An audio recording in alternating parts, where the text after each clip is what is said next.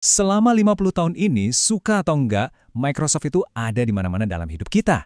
Sebuah perusahaan yang terus-menerus beradaptasi dengan gelombang perubahan teknologi yang luar biasa. Mereka bisa dibilang menciptakan industri perangkat lunak, dan dengan itu, mereka mengubah cara kita semua bekerja, bermain, dan hidup. Bahkan salah satu pendirinya sendiri, Bill Gates, bilang kalau perusahaannya bisa bertahan selama ini itu kayak keajaiban.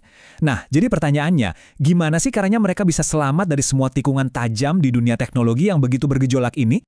Oke, untuk benar-benar memahami keajaiban ini, kita perlu melihatnya sebagai sebuah cerita dalam 3 babak. Masing-masing babak dibentuk oleh pemimpin yang berbeda. Kita mulai dari era Gates, sang arsitek, lanjut ke era Ballmer, sang copilot, dan berakhir dengan era Nadella, sang pembaharu. Jadi, yuk kita mundur ke awal mulanya. Semuanya dimulai dengan dua orang hacker muda, Bill Gates dan Paul Allen. Mereka lihat sampul majalah Popular Electronics yang nampilin mikrokomputer pertama di dunia, dan mereka sadar akan sesuatu yang fundamental. Hardware itu nggak ada artinya tanpa software untuk menjalankannya. Dari situ, lahirlah sebuah visi yang pada saat itu kedengarannya benar-benar gila. Satu komputer di setiap meja dan di setiap rumah. Ingat ya, ini zaman di mana komputer itu ukurannya sebesar ruangan. Tujuan yang super ambisius inilah yang jadi bahan bakar mereka. Nah, disinilah letak jeniusnya mereka yang revolusioner. Sebelum Microsoft, semua uang itu adanya di hardware, di mesinnya. Ide bahwa Anda bisa membangun bisnis hanya dengan menjual kode yang berjalan di mesin itu benar-benar mengubah permainan. Langkah besar pertama mereka, bikin kesepakatan untuk menyediakan sistem operasi buat PC IBM pertama. Dan dengan cerdiknya, mereka pastiin kesepakatan itu non-eksklusif. Jadi mereka bisa jual ke perusahaan lain juga. Puncak dari semua ini datang pas peluncuran Windows 95. Ini lebih dari sekedar update software. Ini adalah fenomena budaya global. Tombol start jadi ikon, dan komputer tiba-tiba terasa bisa diakses oleh semua orang.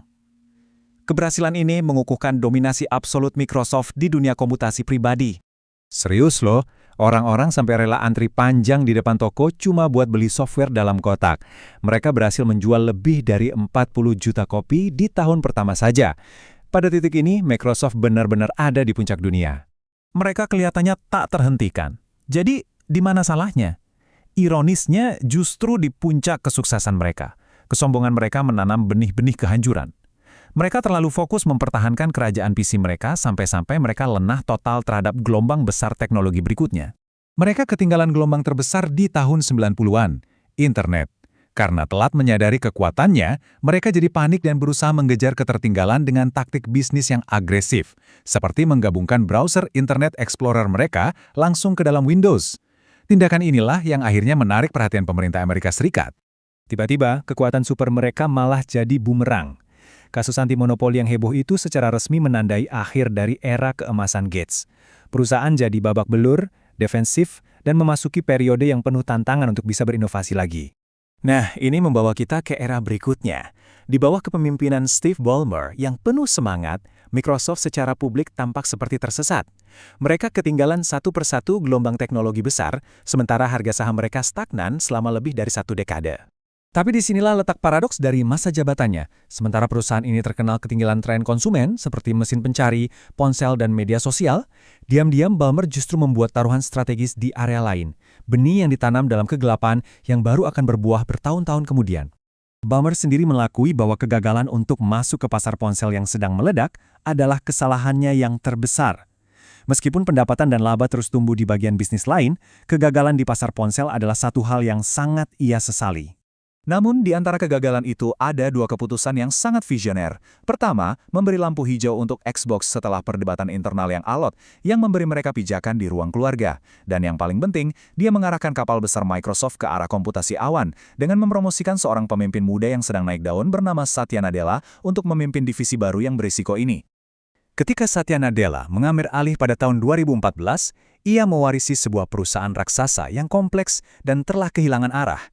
Misinya bukan hanya mengubah strategi, misinya adalah mengubah jiwa perusahaan itu sendiri. Nadella membawa pola pikir yang sama sekali baru. Ia menantang budaya yang defensif dan terobsesi dengan Windows, lalu menggantinya dengan budaya yang mau terus belajar dan berkembang. Fokusnya bergeser drastis dari mempertahankan kemenangan masa lalu menjadi memastikan relevansi di masa depan. Strategi 3 langkahnya jelas dan tegas. Pertama, rombak total budayanya. Kedua, pertaruhkan segalanya pada cloud. Dan ketiga, berinvestasi besar-besaran pada gelombang teknologi besar berikutnya, AI. Secara kolektif, langkah-langkah ini secara fundamental mengarahkan kembali Microsoft dari masa lalunya ke masa depannya. Hasilnya benar-benar transformatif. Saham yang tadinya datar selama 1 dekade tiba-tiba meroket. Kapitalisasi pasar, pendapatan, dan laba semuanya naik 3 kali lipat di bawah kepemimpinannya, mendorong Microsoft kembali ke pusat dunia teknologi. Tapi, taruhannya yang paling berani, investasi $13 miliar di sebuah lab riset kecil yang belum banyak dikenal bernama OpenAI adalah risiko yang sangat besar. Faktanya, itu adalah pertaruhan yang bahkan pendiri Microsoft, Bill Gates, pada awalnya skeptis terhadapnya. Taruhan itu terbayar lunas, memberi Microsoft keunggulan besar dalam perlombaan AI yang eksplosif.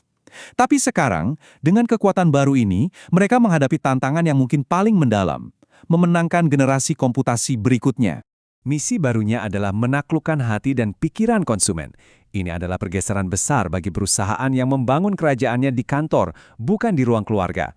Mereka sekarang harus membuat produk yang disukai dan digunakan oleh anak muda setiap hari. Nah, ini dia masalah utamanya. Generasi yang tumbuh besar saat ini tidak lahir di ekosistem Microsoft. Dunia mereka adalah dunia Google Docs, iPhone, dan Chromebook. Hal ini menimbulkan pertanyaan kritis. Kalau Anda tidak bisa memenangkan pengguna saat mereka masih muda, bagaimana caranya Anda tetap relevan di masa depan?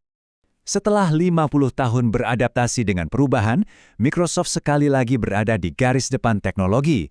Kali ini, teknologi yang menantang definisi kita tentang pekerjaan, kreativitas, dan bahkan kecerdasan. 50 tahun pertama mereka mengubah cara kita bekerja. Pertanyaannya sekarang adalah, bagaimana 50 tahun ke depan mereka akan mengubah kita?